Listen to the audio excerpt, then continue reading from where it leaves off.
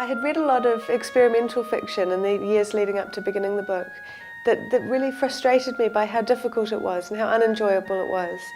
And it seemed to me that there were so few novels that were structurally rigorous and had integrity and were kind of philosophically engaged, but were also fun.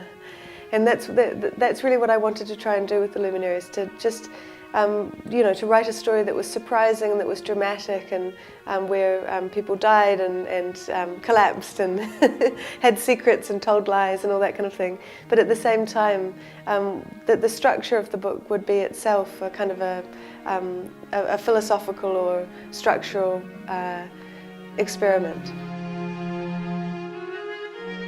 New Zealand had a couple of gold rushes, and this novel takes place in the second of the major gold rushes in New Zealand.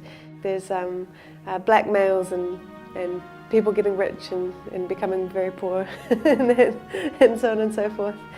So that's kind of one aspect of the book.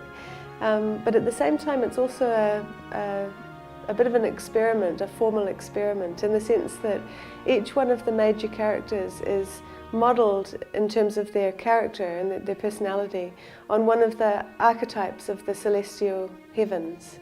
And they come into play with one another and exert their influence on one another, and so on and so forth. New Zealand's gold rushes were amazing in that people came from all over the world. I mean, certainly from Scandinavia, from Britain, from all over the Americas, in order to make their fortune in this very, very dangerous environment. The west coast of the South Island of New Zealand is a very savage landscape, and the sea is so dangerous that many more people drowned trying to reach the goldfields than ever landed.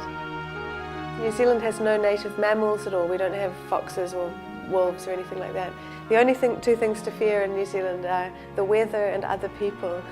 Oh gosh, we were always told that when I was growing up, and I just thought that was so sinister, you know. And it's so great for a murder mystery, really.